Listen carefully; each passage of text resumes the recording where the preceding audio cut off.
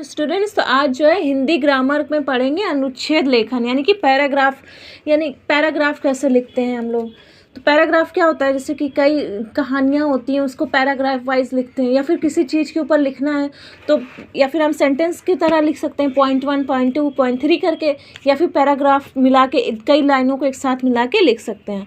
तो देखते हैं कैसे। किसी एक भाव अथवा विचार को व्यक्त करने के लिए लिखे गए संवाद और लघु वाक्य समूह को अनुच्छेद लेखन कहते हैं। इसका मुख्य कार्य किसी एक विचार को इस तरह लिखना होता है जिससे कि सभी वाक्य एक दूसरे से बंधे होते हैं। एक भी वाक्य निरर्थक एवं अनावश्यक नहीं होना चाहिए। इसकी भाषा सरल होनी चाहिए एवं मूल बिंदुओं पर ही चर्चा होनी चाहिए। विद्यार्थियों के अभ्यास हेतु कुछ महत्वपूर्ण एवं समसामयिक विषयों पर अनुच्छेद आगे दिए गए हैं। तो क्या होता है कि इसका भाव एक ही होना चाहिए और विचार जो है हमेशा ऐसे व्यक्त करना चाहिए कि छोटे में गागर में सागर वाला काम रहे, और जैसे कि उसी से रिलेटेड रहना चाहिए, उसी से संबंधित होना चाहिए। कोई भी शब्द या वाक्य जो है अनावश्यक नहीं होना चाहिए, और उसको ऐसा लिखना चाहिए कि उस पर जितने केंद्र बिंदु हों, यानी कि जिस पे मुख्य बिंदु हों उन्हीं पे चर्चा की जाए। तो विद्यार्थियों के लिए कुछ अभ्यास करने के लिए जो है समसामयिक, यानी कि इस समय जो समय को देखते हुए कुछ पैराग्राफ लिखाया गया है, इसको देखना है। तो पहला है भारत की विशेषता अनेकता में एकता। तो हमारे भारत की क्या विशेषता है? हमारे भारत की ये विशेषता है कि हम बहुत सारे जाति के हैं, धर्म के हैं, बोली हमारी अलग अलग है, राज्य अलग अलग है, पर हम तब भी एकता में एक दूसरे को सबसे पहले हम क्या जानते हैं? भारतीय हैं। उसके बाद हम कुछ और हैं, हिंदू, मुस्लिम, या फिर राज्य के अनुसार यूपी, बिहार, पश्चिम बंगाल, मराठी, ये सारी चीज़ें बाद में आती हैं। सबसे पहले हम एक भारतीय हैं। भारत प्राकृतिक सौंदर्य एवं संस्कृति की महानता में विश्व में बेजोड़ है। भारत विविधताओं का देश है। यहाँ अनेक जातियों, धर्मों, संप्रदायों ने जन्म लिया है। जो लोग बाहर से आए हैं वे भी यहाँ के होकर रह गए। आज एक विशाल देश में विभिन्न संस्कृतियों, धर्मों का संगम है। इन सभी विभिन्नताओं में भी एक भीतरी एकता छिपी हुई है। यद्यपि समय समय पर अनेक नेतागण सांप्रदायिक दंगों की आग भड़काते रहते हैं, परंतु फिर भी भारत की राष्ट्रीयता एकता बरकरार है। कहीं संकट आता है तो सारा देश एक हो जाता है। भारत में अनेकता में एकता बनाए रखना ही सच्ची देशभक्ति है। तो क्या होता है कि हमारा जो भारत है वहाँ पे प्राकृतिक सौंदर्यता बहुत ज़्यादा है।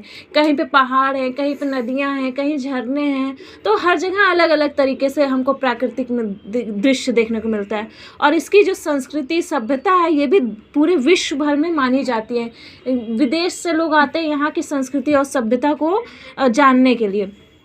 और हमारे भारत में बहुत देशों के, जातियों के, धर्मों के लोग यहाँ पे आए हैं, और यहाँ पहले से भी थे। तो कुछ जो है जो बाहर से आए हैं वो, तो यहाँ पे जो बाहर से आए वो यहाँ सभ्यता, संस्कृति और सारी चीज़ों को देख के इतने ज़्यादा प्रभावित हुए कि वो वापस गए ही नहीं, यहीं रह गए।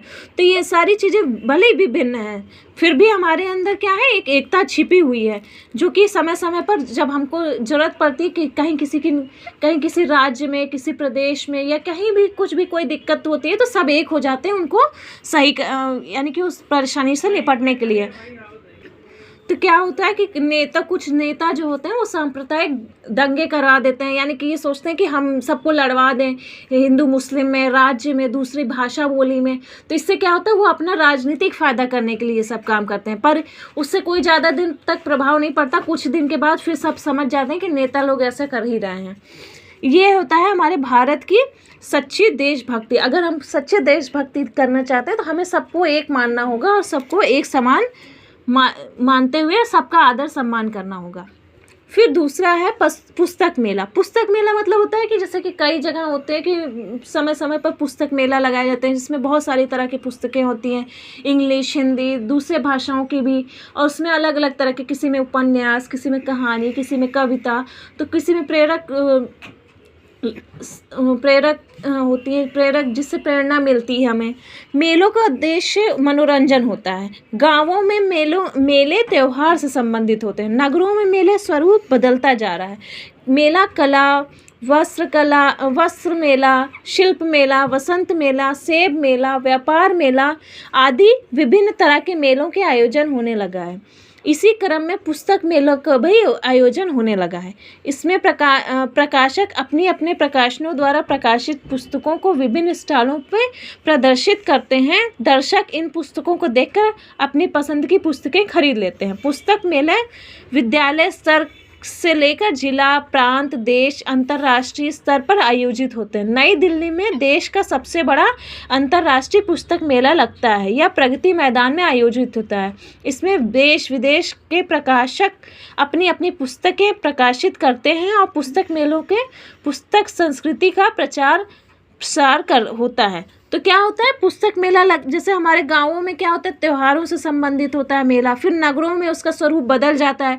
तो कई जगह होता है कला का मेला लगता है, यानी कि कोई अपनी कला बना के लाता है, कोई कलाकृति बनाया किसी चीज़ से, मिट्टी से, लकड़ी से, तो वो भी एक तरह का शिल्प मेला लगता है। वसंत मेला लगता है, सेब मेला, व्यापार मेला, बहुत सारा तरह के हर तरह के मेला लगता है। तो इसी प्रकार के मेले में एक तरह से पुस्तक मेला भी होता है।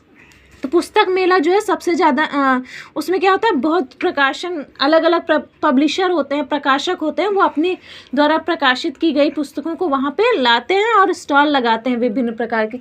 और जो देखने आते हैं दर्शक, उनको जिस पे रुचि होती है, जो वो पढ़ना चाहते हैं, वो पुस्तक वो खरीद ले जाते हैं अपने साथ। और पुस्तक मेला जो है विद्यालय से लेके क्या होता है, विद्यालय, महाविद्यालय, प्रांत, जिला, देश, अंतर्राष्ट्रीय सब जगह आयोजित किए जाते हैं।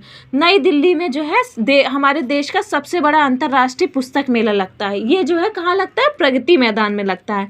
इसमें जो है देश विदेश के प्रकाशक होते हैं, यानी कि जो बुक प्रकाशित करते हैं, वो आते हैं, अपनी पुस्तक को प्रदर्शित करते हैं, दिखाते हैं।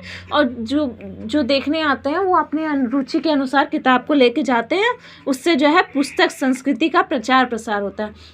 पुस्तक में क्या होता है, किसी के जीवन के बारे में होता है, किसी देश के बारे में होता है, किसी राज्य, प्रांत या किसी भी चीज़ के बारे में। तो उसके सांस्कृतिक, राजनीतिक, सब सामाजिक हर तरह से उसको दिखाया जाता है। तो उसमें हमको ज्ञान मिलता है। Thank you.